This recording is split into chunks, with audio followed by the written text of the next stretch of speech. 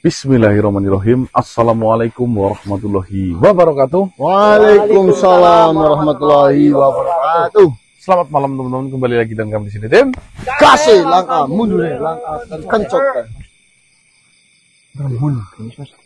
Baik teman-teman, alhamdulillah kita baru sampai di Laranggriyo, langsung disambut dengan berkah barokahnya dari Gusti Allah, yaitu hujan. Ya.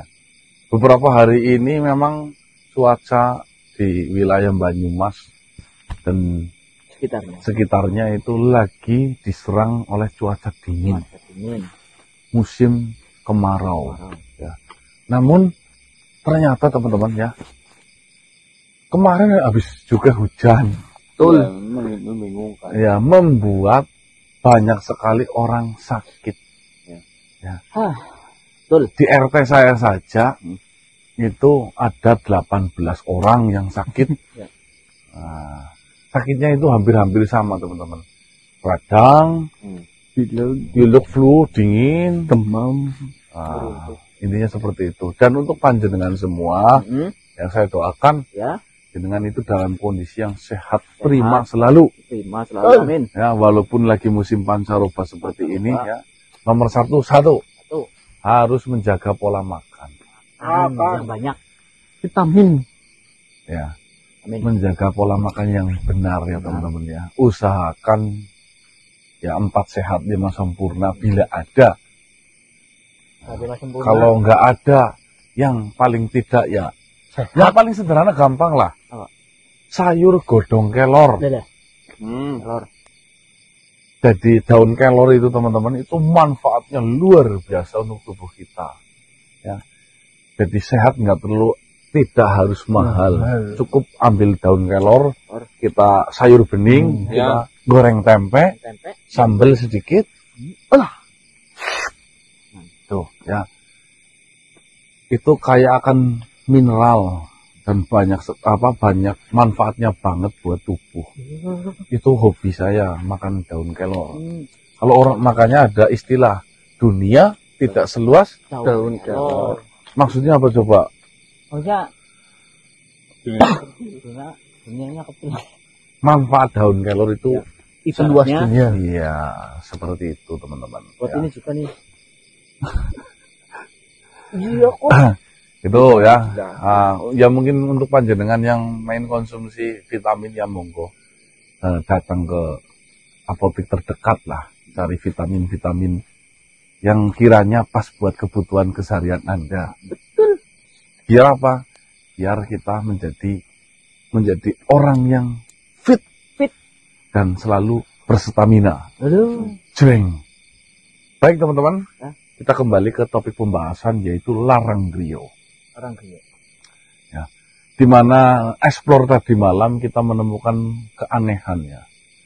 Di mana kita menemui sosok makhluk bertingkah aneh, berbaju putih, layaknya seperti mumi, namun itu bukan mumi. Apa mungkin mami ya? Ya. Mami. Itu saudara kembali. Gua sih. Mami mana ini siapa? Nah itu ya teman-teman. Dan lebih uniknya lagi, ternyata para jin-jin di wilayah Laranggriyo itu tidak bisa melihat secara langsung. Nah itu mas. Aneh. Dibuktikan dengan Eyang Tombro itu melihat secara langsung itu tidak bisa. Betul. Nah informasi dari Eyang Tombro memang tidak semua yang gaib itu tahu tentang yang gaib.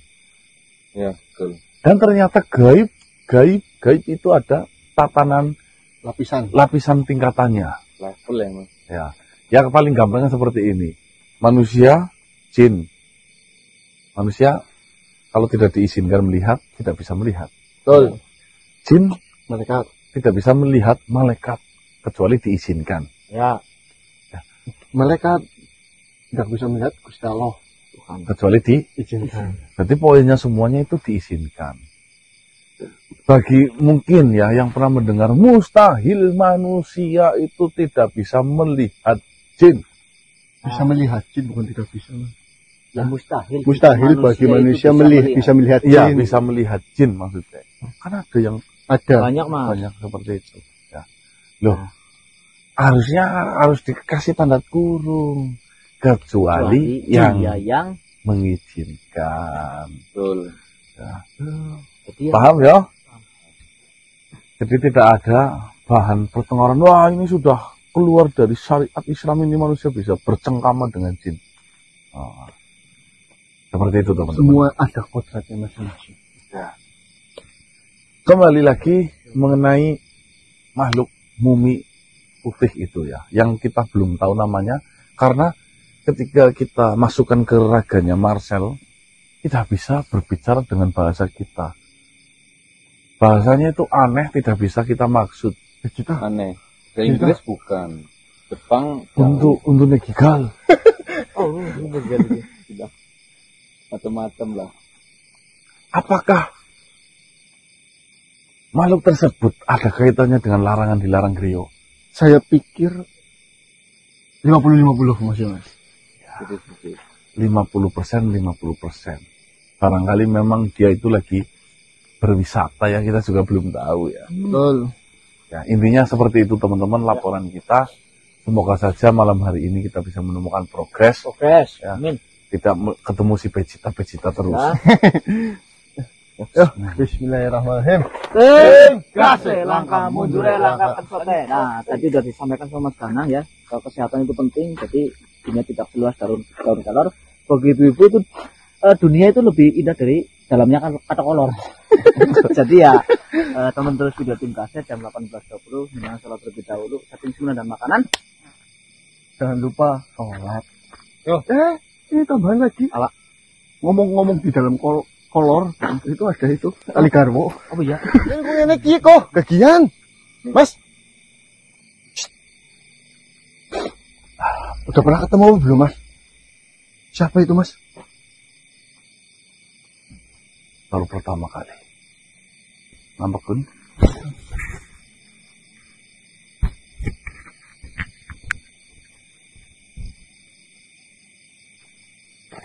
Ya, Rahim. Siapkan raga mas.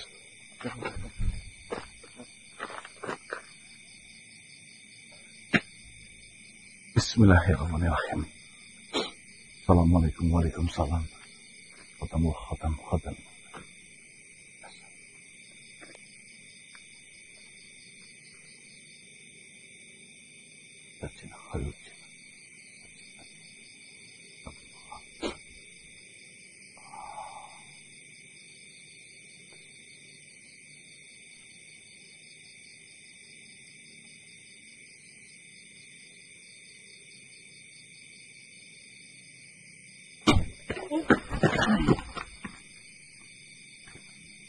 Assalamualaikum.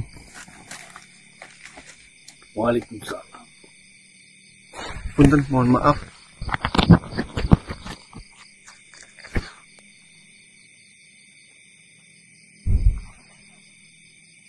Tuan.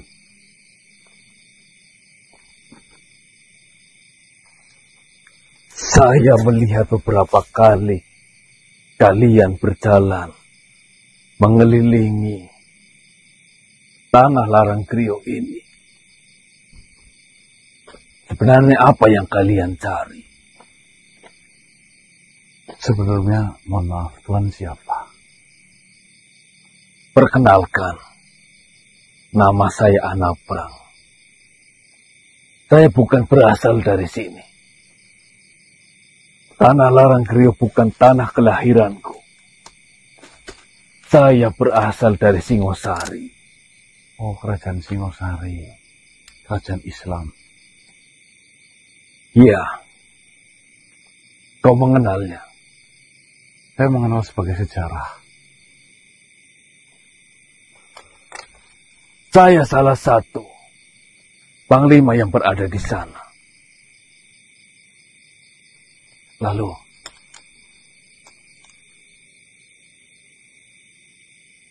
kenapa ada di sini, Tuan? Kau belum menjawab pertanyaanku, anak muda. Sebenarnya, siapa kalian? Saya melihat beberapa hari terakhir ini, kalian selalu mengelilingi tanah Laranggrio ini, yang mana sebagian dari para warga di sekitaran tanah Laranggrio ini sangat menghindari menginjakkan kaki di tanah Laranggrio, tetapi kalian berbeda. Perkenalkan Tuan, nama saya Ganang dan mereka semua adalah sahabat saya. Saya datang menuju ke Laranggrio atas dasar meminta keadilan. Laranggrio sudah sangat lama tidak bisa dimanfaatkan, yang hingga saat ini semua para warganya tidak tahu apa penyebab kenapa yang seharusnya gemah ripah Loh Jinawi ini bisa dimanfaatkan dengan baik, namun dilarang tanpa tahu penyebabnya itu apa. Kehadiran saya bersama rekan-rekan pertama tentunya ingin tahu apa alasannya.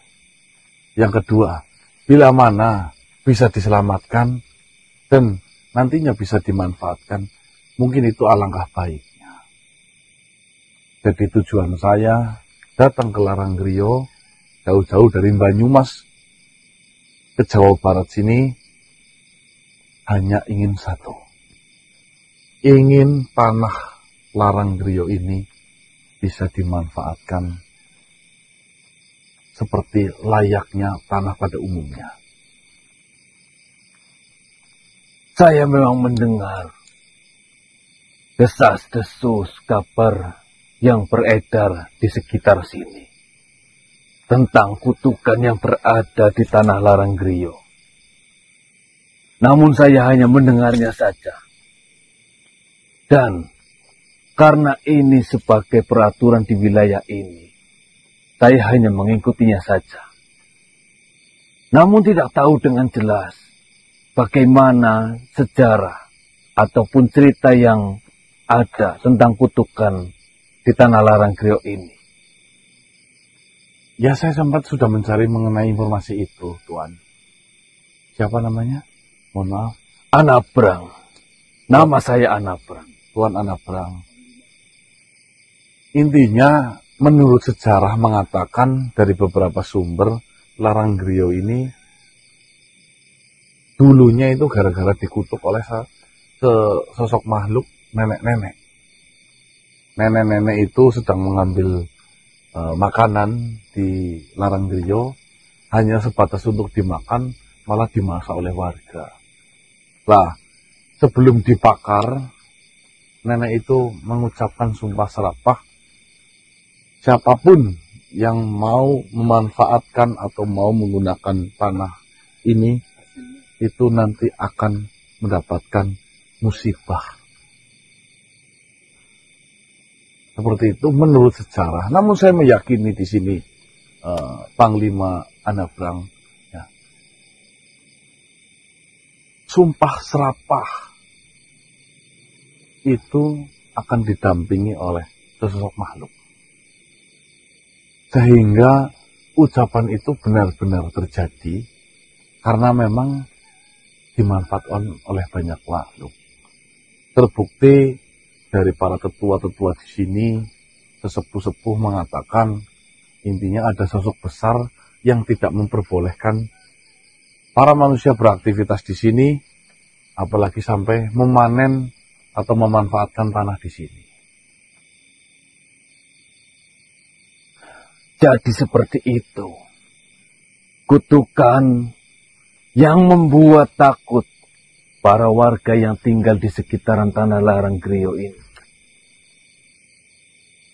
Namun, saya di sini sudah cukup lama. Saya hanya mendengar tentang kutukannya saja.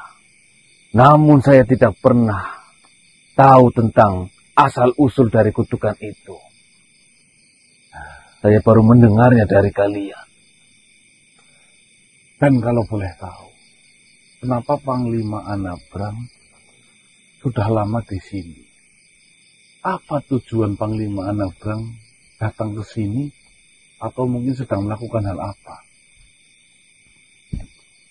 Sebenarnya kedatangan saya ke sini karena suatu tugas manusia. Tugas. Ya, tugas dari Tuan Raja Tunggul Ametung. Tuan Raja Tunggul Ametung. Benar. Kenapa? Mungkin kau lebih mengenalnya itu. Saya ditugaskan oleh Tuan Raja untuk mencari kitab yang sudah dicuri. Kitab itu sangat penting bagi kerajaan Singosari. Sudah hampir ratusan tahun saya mencari kitab dan pencuri itu. Namun tidak kunjung ketemu. Saya dan para prajurit yang mendampingi saya pernah sekali bertemu di Jawa bagian timur. Tapi ternyata setelah penangkapan itu, dia mengatakan bahwasanya kitab yang sudah dia curi sudah dibawa ke wilayah Bantani ataupun Banten. Saya langsung memerintahkan para prajurit untuk datang ke sana, mencari kebenaran apakah benar kitab yang sudah dia curi dia letakkan di sana atau dia tinggalkan di sana.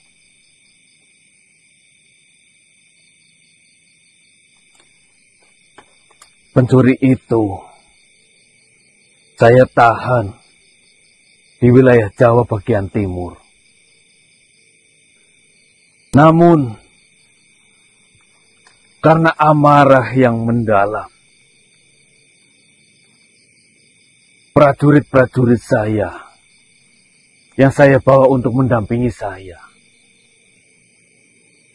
mereka semua menghakiminya. Lalu saya mendapatkan kabar ketika saya berada di Bantani ataupun Banten, bahwasanya pencuri itu sudahlah mati.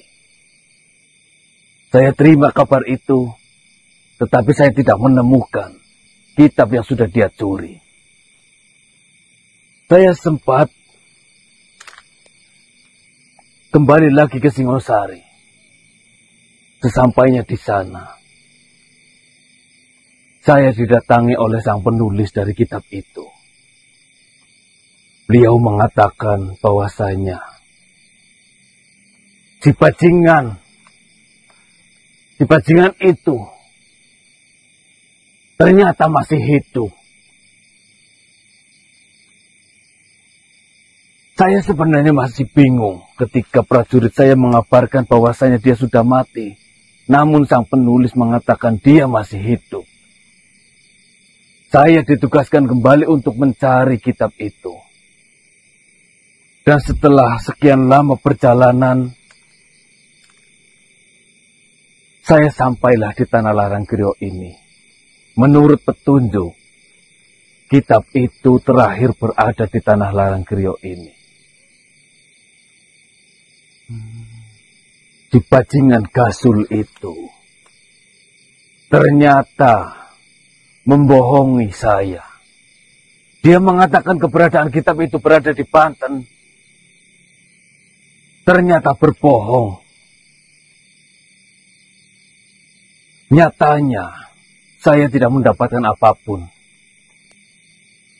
Dan menurut kabar terakhir, bahwasanya kitab Amurwa Bumi itu berada di sini. Saya sudah puluhan tahun berada di sini, namun tidak menemukan petunjuk apapun tentang kitab itu. Sebentar, Bang Dima. Ada beberapa yang ingin saya tanyakan. Kitab itu milik Tuan Raja. Benar. Dicuri oleh Gasul. Benar. Saya pernah mendengar nama itu. Lalu dibawa kabur. Iya. Tangkap. Lalu sudah pernah ditangkap. Iya ya. Dan mengaku katanya kitabnya ada di Pantani. Benar sekali. Ternyata setelah di Pantani Cari. dicari tidak ada. Dan si Gasul itu sudah dimatikan. Menurut kabar yang diberikan oleh prajurit saya, salah satu dari prajurit saya, dia mengatakan seperti itu. Karena kegeramannya para prajurit dengan Gasul itu, Gasul dibunuh. Namun nyatanya ketika saya kembali ke Singosari, sang penulis dari kitab Amurwa Bumi itu mengatakan bahwasanya Gasul masih hidup dan kitabnya masih berada di tangannya. Dan menurut sang penulis berada di Laranggrio sini. Setelah saya kesana kemari mencari informasi, saya mendapatkan petunjuk bahwasanya kitab dan sang pencuri yang bernama Gasul itu, si bajingan itu, dia berada di sini. Namun belum pernah ketemu. Saya belum menemukan apapun di sini. Sebelumnya mohon maaf. Hah? Gasul itu siapa? Dari Pencuri dari mana? itu apa? Dan silsilah keluarganya Gasul gitu apa? Seperti ini. Gasul dulunya adalah seorang prajurit. Prajurit yang diunggulkan. Sempat ada pembicaraan antara saya dan Tuan Raja untuk mengangkat Gasul sebagai panglima.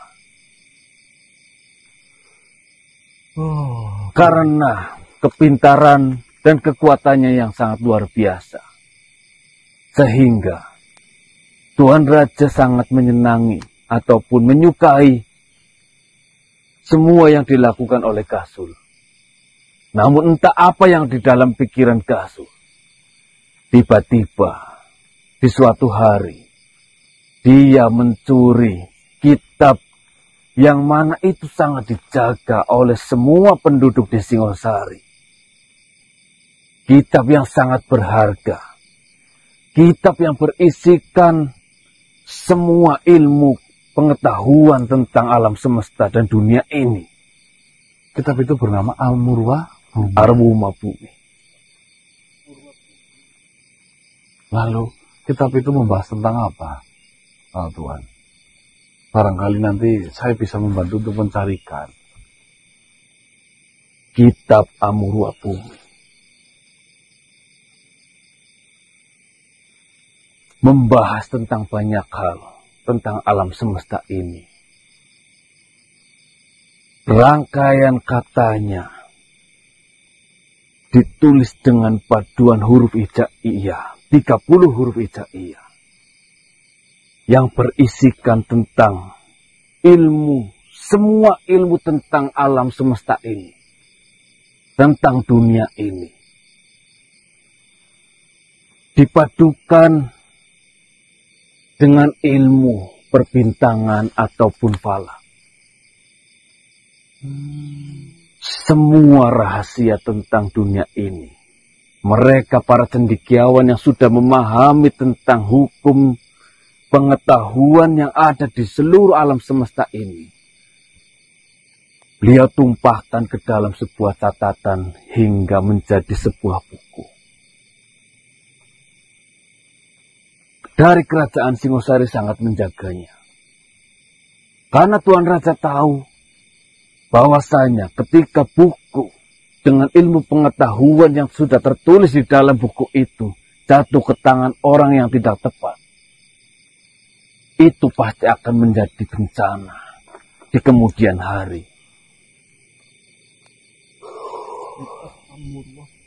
Dan ternyata kekhawatiran dari Tuan Raja dan sang penulis benar-benar terjadi. Salah satu prajurit yang ada di Singosari benar-benar mencuri kitab itu. Entah digunakan untuk apa. Yang jelas, ilmu pengetahuan sedalam itu tidak boleh jatuh ke tangan bajingan seperti Gasul itu. Ya. saya sedikit memahami tentang ilmu-ilmu seperti itu. Mungkin ini sih menurut saya Tuan Raja takut keilmuan di dalam buku tersebut disalahgunakan untuk kejahatan. Benar. Karena biasanya buku seperti itu merujuk banyak untuk melakukan kejahatan. Lalu, tadi kau mengatakan bahwasanya kau pernah mendengar nama Gasul. Sedangkan di sekitar wilayah Laranggrio ini tidak ada yang mengetahui ataupun hanya sedikit yang mengetahui nama Gasul dari Singosari itu. Seperti ini, Panglima. Mungkin nanti saya akan cari tahu lebih mendalam lagi mengenai si Gasul itu. Karena saya tahu bukan tahu segalanya, namun hanya pernah mendengar namanya. Barangkali nanti setelah saya mendapatkan informasi mengenai Raden Gasul yang pernah saya dengar, nanti akan saya sampaikan kepada jenengan. Lah, mungkin saja tujuan kita ada kesamaan. Karena saya juga pernah mendengar di Laranggrio terdapat sebuah energi yang besar, itu namanya Ma'arif Kubro. Pengetahuan yang besar. Pengetahuan yang besar dan luas. Lah, jika memang jenengan sedang mencari sebuah kitab, bisa jadi ada kaitannya dengan pengetahuan yang luas dengan kitab yang memang sedang disembunyikan di wilayah ini. Bisa jadi.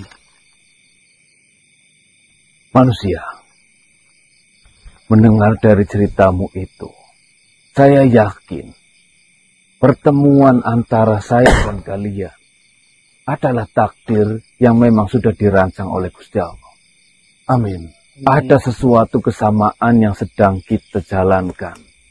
Mungkin saja Ma'arif Kubro yang kau maksud adalah kitab Amurwa Bumi yang sedang saya cari yang sudah dicuri oleh Gasul. Namun, itu kan belum dipastikan. Nanti kita akan kumpulkan informasi-informasi itu agar lebih mengerucut dan bisa diyakinkan. Kalaulah kalian berkenan untuk bekerja sama dengan saya akan membantu apapun yang mungkin kalian butuhkan dan saya mampu untuk membantu itu. Seperti itu, Ali. Pertemuan kita di pagi hari ini jujur itu sangat menyenangkan. Pikiran saya lebih terbuka lagi mengenai permasalahan di Laranggrio. Bahkan saya meyakini sudah ada 65% bila mana memang apa yang jenengan ceritakan itu ada kaitannya dengan yang ada di Laranggrio. Kita cuma butuh memastikan di mana Gasul berada, tujuannya Gasul itu mencuri kitab itu untuk apa, lalu ada kaitannya apa dengan larangan yang berada di Laranggrio ini. Saya memiliki firasat. Sepertinya Gasul memang ada hubungannya dengan kutukan yang selama ini ditakuti oleh para warga di Laranggrio. Ngomong-ngomong, jangka waktu hilangnya kitab itu sudah berapa lama ya? Sudah lama. Hampir ratusan tahun. Kita mendengar nama Gasul itu dari Hayim Subur. Dulu Mbah Lepeng melakukan sebuah penumbalan tanah agar bisa dimanfaatkan kembali. Namun justru yang didapatkan adalah kematian. Lah, sebelum kematian itu datang, Mbah Lepeng pernah ucapan hati-hati dengan Raden Gasul. Kan itu kita baru dengar. Sedangkan yang tahu Raden Gasul berarti kan si Mbah Lepeng yang sudah meninggal. Kita mau cari kemana ini yang harus kita pikirkan. Udah sih, siapa sama-sama? Kecamat cari. Kayim subur. Kayim subur udah meninggal, kepalanya dipenggal oleh makhluk juga nggak tahu siapa. Nah, Kayim subur meninggal, Mbah. Lepeng sudah meninggal. Nih, aku malah khawatir si itu Basro mau lagi dalam pantauan. Saya rasa makhluk yang bernama Mbah Lepeng itu tahu sesuatu tentang Gasul. Tapi sudah. Iya, itu yang sangat disayangkan. Mungkin yang bisa kita lakukan ketik ini. Siapa sekiranya yang bisa kita hubungi yang dulu pernah bersahabat ataupun saudara dekat dari Mbah Lepeng? Saya panggilkan ketuanya. Barangkali ada informasi petunjuk ya. Baik. Ini dengan sendiri. Tidak. Saya dengan beberapa prajurit. Namun sedang saya tugaskan untuk mencari. Allah. Kalaulah kitab itu belum ketemu, saya tidak akan kembali ke Singosari. Assalamualaikum warahmatullahi wabarakatuh. Waalaikumsalam warahmatullahi wabarakatuh. Mohon maaf tetua. Ada beberapa informasi yang ingin disampaikan. Perkenalan monggo. Bagaimana? Di pagi hari ini saya begitu beruntung karena ditemui oleh seorang panglima dari Singosari. Saya sedikit mengetahui mengenai keberadaannya. Oh, sudah saling mengenal. Karena ada beberapa petua yang lainnya juga pernah berbincang-bincang dengan beliau. Monggo, tanyakan saja, Panglima. Oh, sudah lama. Seperti ini, tetua. Bagaimana? Memang benar, saya sudah pernah berbincang-bincang dengan salah satu tetua di Larang Griyo. Namun saya tidak pernah menyebutkan bahwasanya saya berasal dari Singosari. Saya memang benar berasal dari Singosari. Saya adalah seorang panglima di sana. Jujur saja, tetua. Kedatangan saya kemari untuk mencari sesuatu yang sudah dicuri. Sesuatu itu adalah milik raja. Milik Tuan Raja di Singosari. Petunjuk terakhir mengatakan bahwasanya sesuatu itu berada di tanah Larang Griyo ini. Maka dari itu, saya datang kemari. Namun setelah sekian lama, kami tetap tidak menemukan apapun di tanah Larang Griyo ini. Baiklah, Panglima. Ini adalah suatu kehormatan. Jika memang saya bisa membantu menyelesaikan permasalahan yang dikeluh kesahkan oleh Tuan Raja dari Kerajaan Singosari. Memang saya tidak bisa membantu banyak. Namun jika ada sesuatu hal yang ingin Panglima tanyakan, jika saya mengetahuinya, maka saya akan memberitahu itu. Seperti ini, tetua. Saya mendengar dari manusia-manusia itu bahwasanya ada satu penduduk di Larang Griyo ini hidup di zaman dahulu. Beliau bernama Mbah Lepeng. Apakah memang benar ada? Ya, saya sendiri sejujurnya tidak pernah bertemu secara langsung dengan beliau, Mbah Lepeng. Namun, dari cerita ayahanda saya, Mbah Lepeng adalah salah satu tetua yang memiliki kepandaian yang lebih ataupun memiliki kekuatan yang lebih dibanding tetua-tetua yang lainnya. Dan Mbah Lepeng pula yang dahulu melakukan sebuah ritual untuk melakukan penanaman sebuah pohon gandapura, yang dimana penanaman itu ataupun ritual itu bisa mengembalikan tanah Larang Griyo ini agar subur kembali. Jadi seperti ini tetua. Setelah saya kait-kaitkan, saya memiliki firasat bahwasanya sebenarnya Mbah Lebeng ini mengetahui sesuatu tentang kutukan di Larang Griyo, lalu tentang sesuatu yang sedang saya cari.